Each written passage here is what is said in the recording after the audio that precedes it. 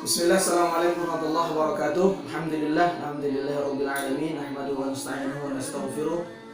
Tsumma natubu ilaih. Asyhadu an la ilaha illallah wa asyhadu anna Muhammadan abduhu wa rasuluh. La nabiyya ba'dah. Subhanaka la ilma lana illa ma 'allamtana innaka antal alimul hakim. Rabbi shrah li sadri wa yassir li amri wahlul 'uqdatam min lisani yafqahu qawli. Alhamdulillah, teman-teman sekalian, terkhusus teman-teman mahasiswa semester 4 Extension STAI Unsina Batam, Sekolah Tinggi Agama Islam Unsina Batam. Untuk kesempatan kali ini saya akan membacakan matan Safinatun Najah. Dalam hal ini untuk memenuhi mata kuliah Qiraatul Kutub yang ada di semester 4 ini. Untuk kesempatan ini saya akan membacakan matan Safinatun Najah, 2 fasal. Yang pertama adalah furudul wudu, kemudian yang kedua adalah nawaqidul wudu. Untuk mempersingkat waktu, saya akan membacakan yang pertama adalah fasal furudul wudu'i sittatun.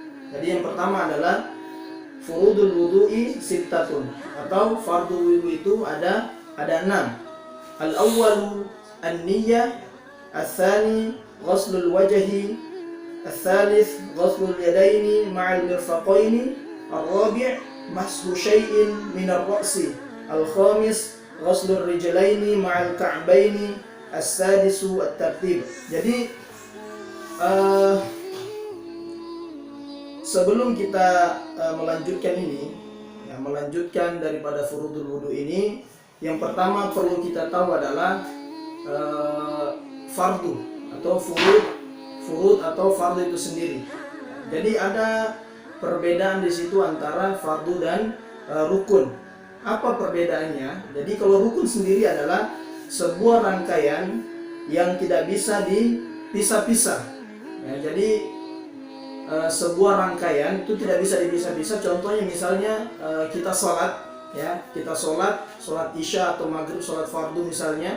Kemudian ketika kita ruku, tiba-tiba ada sesuatu misalnya, ya kita pergi dulu kemana dulu, kemudian datang lanjut lagi, kita laksanakan lagi sujudnya. Nah, itu kalau dalam sholat sendiri tidak diperbolehkan, karena ruku sendiri adalah rangkaian yang tidak bisa dipisah-pisah. Kemudian fardu atau furud atau fardu itu sendiri boleh dirangkaikan atau sebuah rangkaian yang bisa dipisah-pisah. Contohnya adalah wudu.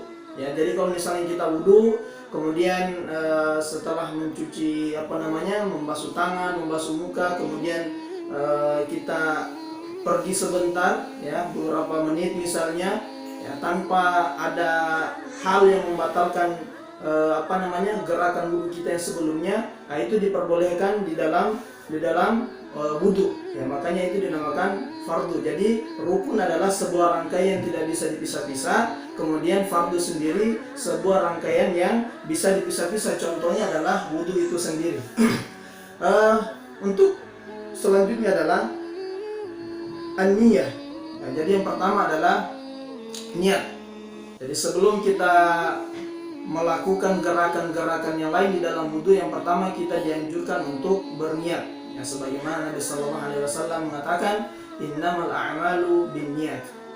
Ya, jadi kita mulakan dengan niat sebelum kita berwudu. Kemudian yang kedua adalah ghuslul wajhi. Yang kedua adalah membasuh muka. Ya, jadi kita membasuh muka. Jadi kita basuh muka kita. Ya, jadi kalau batas muka itu dari batas tumbuhnya rambut ini, kemudian turun ke batas telinga, kemudian turun ke bawah, ya ke bawah 2 rahang ini. Jadi batas 2 rahang. Kalaupun misalnya di wajah kita ini banyak bulu-bulunya, ya kita selipkan air semua di situ, selipkan air supaya itu bisa wajah-wajah kulit kita di dalam bulu-bulu itu bisa terkena air wudu semua. Jadi yang kedua adalah ghuslul wajhi. Kemudian as-salitsu ghuslul yadaini ma'al mirfaqaini. Jadi yang ketiga adalah membasuh kedua tangan serta ke siku-siku. Jadi kita basuh tangan kita sampai kepada siku-siku. Yang keempat, mashu syai'in minar roksi. Jadi yang keempat adalah menyapu sebagian daripada kepala. Ya.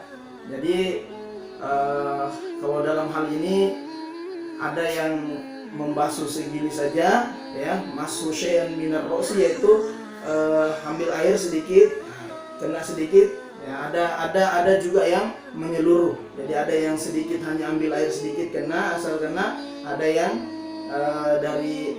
dari depan ke belakang kemudian ditarik lagi ke depan. Itu yang keempat, ya. Jadi mashu syai'in minar roksi. Kemudian al-khamisu ghuslur rijlaini ma'al ka'baini. Jadi membasuh kedua kaki serta sampai pada ka'bain. Ka'bain adalah kedua mata kaki. Jadi batasnya kaki itu adalah ketika kita berwudu, dari telapak, dari celah-celah jari sampai pada ka'bain. Ka'bain adalah dua mata kaki. Kemudian as-sadisu at-tartib, ya. Apa itu at-tartib? Yaitu tartib adalah tidak mendahulukan satu anggota terhadap anggota yang lain. Jadi kita berwudu sesuai dengan apa yang sudah diperintahkan, apa yang sudah dicontohkan oleh Nabi Shallallahu Alaihi Wasallam. Jadi itulah yang dinamakan tartib. Jadi tidak mendahulukan satu anggota ke anggota yang lain. Jadi tetap sesuai dengan prosedur, tetap sesuai dengan urutan yang sudah diajarkan oleh Nabi Shallallahu Alaihi Wasallam. Selanjutnya adalah nawaqil wudu'i arba'atu asya'. Al-awwalu al-khariju min ahadi sabilaini min qubulin aw duburin rihun aw ghairuhu illa al-mani. Al-thani zawalul aqli binaumin aw ghairihi illa nauma qa'idin mumakkinin maq'adahu min al-ard. Al-thalithu, atau yang ketiga, iltiqa'u basharatay rajulin wa imra'atin kabiraini ajnabiyyaini min ghairi halin. Ar-rabi'u massu qubulil adami aw halqati duburihi bi batnir rohati aw butunil asabi'. Oke, jadi nawaqil wudu'i arba'atu asya'. Perkara yang membatalkan wudu itu ada 4. Al-awwalu al-khariju min ahadis sabilaini min qubulin aw duburin rihun. Jadi yang pertama adalah apabila keluar sesuatu dari salah satu kemaluan, ya, salah satu kemaluan seperti angin, aw ghairuhu, atau seperti yang lainnya, illal mani. Ya, jadi keluar sesuatu dari salah satu lubang kemaluan seperti angin dan lainnya, illal mani, kecuali air mani. Ats-tsani zawalul aqli binaumin aw ghairihi illa nauma qa'idin mumakkinun maq'adahu minal ard. Jadi yang kedua adalah hilangnya akal seperti tidur dan lainnya, ya, kecuali tidurnya orang yang dalam keadaan tidurnya itu punggung dan pantatnya rapat dengan tempat duduk, ya, dengan tempat duduk, yang mumakkinun maq'adahu minal ard, yang mana tempat punggungnya itu dan pantatnya itu rapat dengan tempat duduk, sehingga dia yakin bahwa tidak ada angin yang keluar waktu dia tertidur tadi. Nah, jadi itu yang kedua. Kemudian yang ketiga adalah iltiqa'u basharatay rajulin wa imra'atin kabiraini ajnabiyyaini min ghairi halin. Ya, bersentuhan kulit antara laki-laki dengan kulit perempuan yang bukan muhrim baginya, dan tidak ada penghalang antara dua kulit tersebut seperti kain dan lainnya. Jadi sentuhan, ya, sentuhan antara kulit laki-laki dan kulit perempuan yang mana dalam hal ini mereka bukan muhrim, ya, mereka bukan muhrim. Akhirnya dalam sentuhan ini dapat membatalkan wudu karena tidak ada pembatas, ya, karena tidak adanya pembatas tadi seperti kain dan lain-lain. Ar-rabi' massu qubulil adami au halqati duburihi bi batnir ruhati au butunil asabi'. Keempat adalah menyentuh kemaluan orang lain atau kemaluannya sendiri, atau menyentuh tempat pelipis dubur ya, yang bagian dubur ya, mohon maaf, bagian dubur yang bagian daripada kerucut yang ada di sekeliling dubur itu dengan telapak tangan atau dengan jari-jari. Jadi ini juga dapat membatalkan wudu. Entah itu kita menyentuh, mohon maaf, kemaluan orang lain, atau misalnya kita menyentuh kemaluan kita sendiri, atau misalnya pelipis yang ada di sekeliling dubur kita, yaitu kerucut-kerucut yang ada di sekeliling dubur kita, itu juga dapat membatalkan wudu apabila kita menyentuhnya dengan tangan atau jari. Jadi teman-teman sekalian, itulah empat perkara yang dapat membatalkan wudu.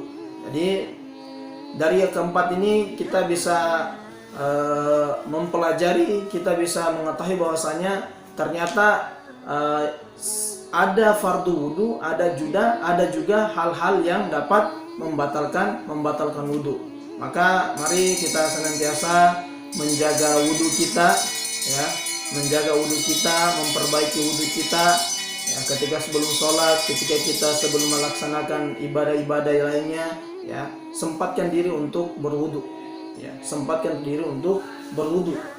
Insya Allah wudu ini gratis ya, wudu ini tidak berbayar.